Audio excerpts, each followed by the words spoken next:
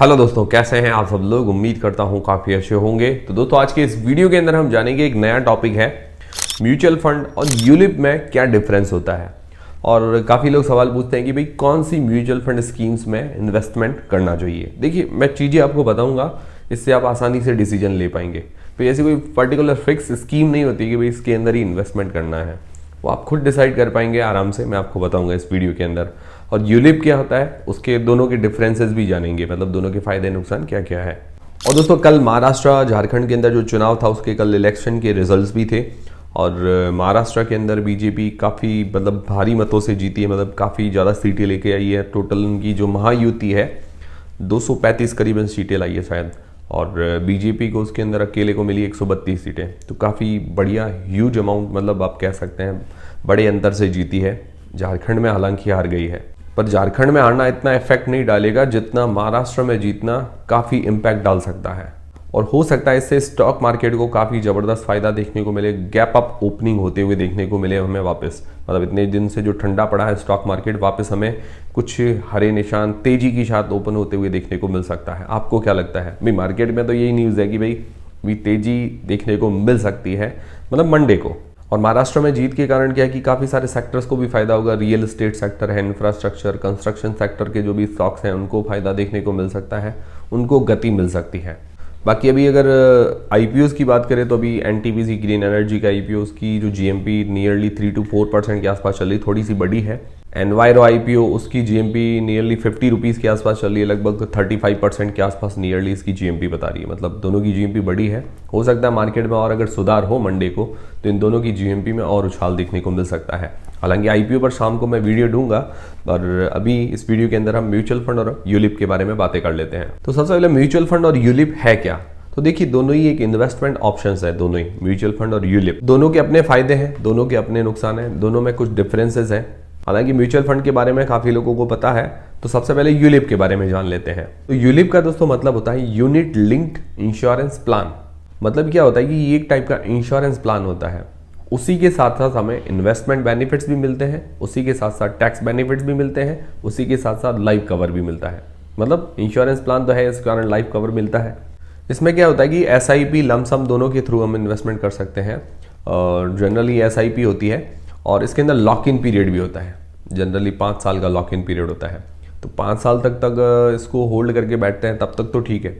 अगर हम 5 साल तक होल्ड नहीं करते हैं तब क्या होता है कि हमारे एक्स्ट्रा चार्जेस वगैरह लगते हैं। तो अगर आप यूलिप के अंदर पैसा डालते हो तो सोच समझ के डालिए, मतलब इस हिसाब से डालिए कि हमारे इंश्योरेंस टाइप का प्लान है, ताकि क्या है कि आपके पैसा डाला हुआ उसका मतलब जो रिटर्न है वो भी अच्छा मिले, आपको लाइफ कवर भी मिलता रहे, तो सारे बेनिफिट्स आपको मिले। तो ये सोच के हमें यूलिप में पैसा डालना चाहिए। यूलिप के अंदर जो एसआईपी वगैरह कराते हैं ये प्रीमियम की तरह काउंट होता है, मतलब इंश्योरेंस प्रीमियम की तरह। तो उसमें कुछ पार्ट जो है इंश्योरेंस प्रीमियम के अंदर जाता है, लाइफ कवर वगैरह के अंदर, कुछ पार्ट जो है इन्वेस्टमेंट के अंदर जाता है। ऐसा नहीं कि हमें इन्वेस्टमेंट का बेनिफिट नहीं मिलता, इन्वेस्टमेंट का बेनिफिट मिलता है और लाइफ कवर भी मिलता है। बट ये लोग क्या है कि इन्वेस्टमेंट इसीलिए करते हैं यूलिप के अंदर कि भाई ये सोच के कि भाई काफ़ी लोग होता है कि भाई जैसे किसी ने लाइफ कवर वगैरह इंश्योरेंस वगैरह करवा के रखते हैं, तो उसमें ये होता है कि हमें अगर कुछ नहीं होता है तो इंश्योरेंस का पैसा वापस नहीं आएगा, वहीं पड़ा रहेगा। कुछ हो जाता है तो इंश्योरेंस का बड़ा पैसा मिलेगा।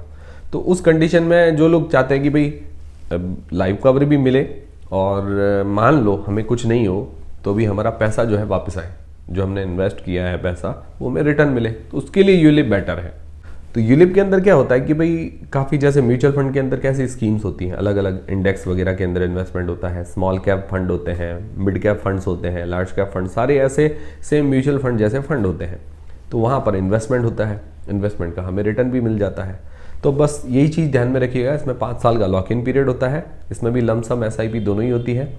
तो लॉक इन पीरियड के हिसाब से अगर आप रखते हैं 5 साल तक टारगेट रख के, भाई एक साथ हमने 1 लाख रुपए लगा दिए, उसको रख दिया साइड में, और ऐसा सोच के चलते हैं कि भाई लाइफ कवर वगैरह सब कवर हो जाएगा और इन्वेस्टमेंट भी हो जाएगा, तो ठीक रहता है।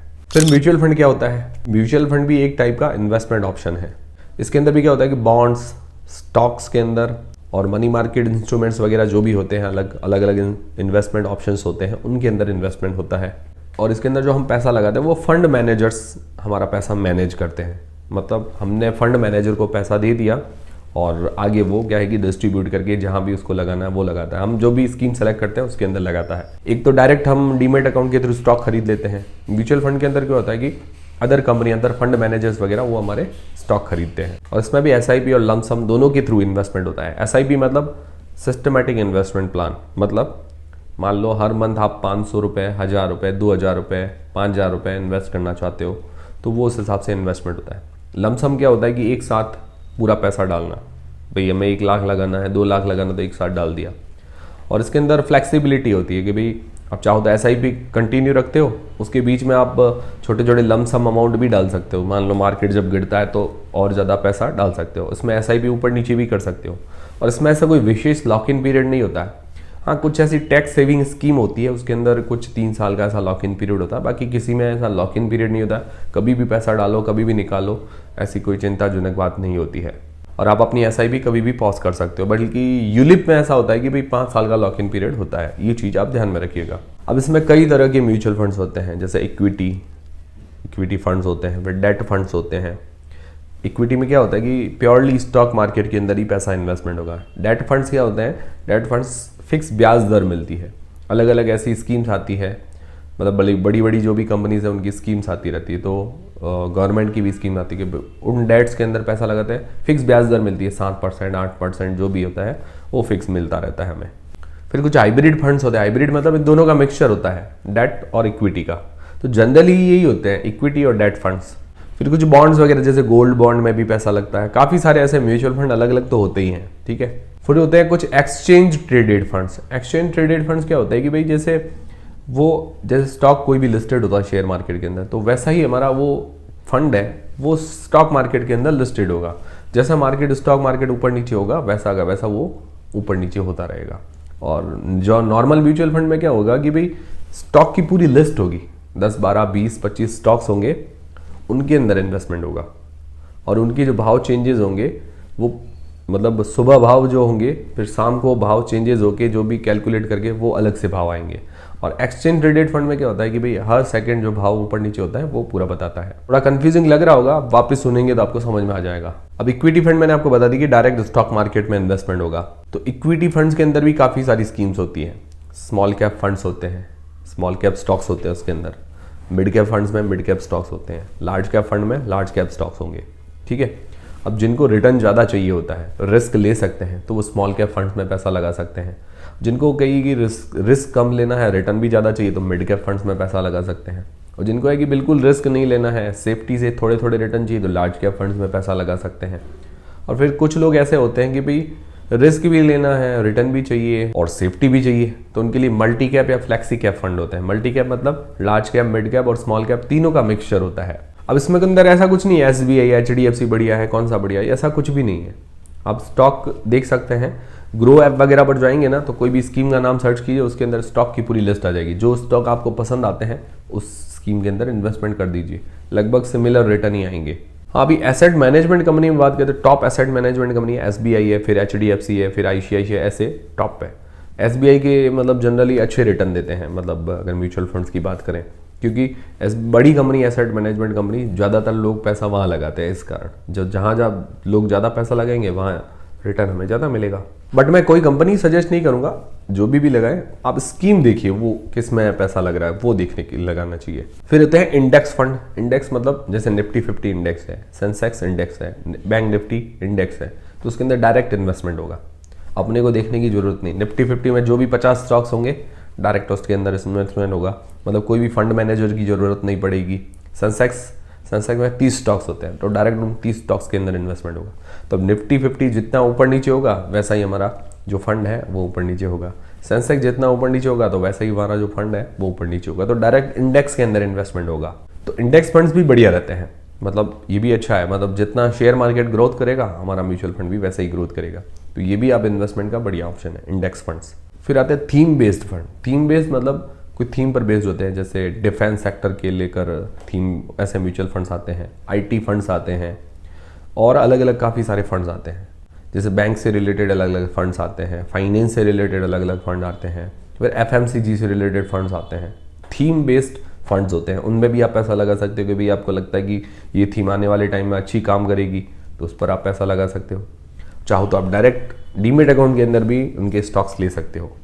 अब जिनको ज़्यादा रिटर्न चाहिए, ज़्यादा रिस्क ले सकता है, तो स्मॉल कैप फंड्स बढ़िया रहते हैं। Small cap mid cap funds अच्छे रहे, और कम रिस्क चाहिए तो लार्ज कैप फंड्स अच्छे रहते हैं। बाकी ऐसा है कि भाई अगर आपके पास पैसा है, भाई आपको 4-5 हज़ार की SIP करानी, तो 1000 रुपये इंडेक्स फंड्स में डाल दीजिए, 1000 रुपये स्मॉल कैप फंड्स में डाल दीजिए, 1000 रुपये मल्टी कैप फंड्स में डाल दीजिए, 1000 रुपये कोई ऐसा थीम बेस्ड होता है जैसे डिफेंस सेक्टर की थीम वाला, उसमें डाल दीजिए।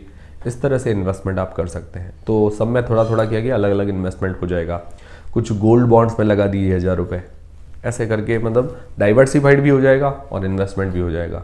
और मैंने आपको बता दी कि ज़्यादा रिटर्न आपको चाहिए तो small cap fund, mid cap fund ज़्यादा बढ़िया रहते हैं। वो कोई भी कंपनी हो तो चल जाएगा। आप स्टॉक्स चेक कर सकते हैं, जैसे ग्रो वगैरह जैसी कोई वेबसाइट होती है, वहाँ पर जाकर स्टॉक की लिस्ट आप चेक कर सकते हैं। सारी चीज़ें क्लियर है। मुझे लगता है मैंने फटाफट में आपको समझा दिया, मतलब लगभग सबको समझ में आ ही गया होगा। नहीं आया तो आप वापस रिपीट देखेंगे तो आपको सब समझ में आ जाएगा।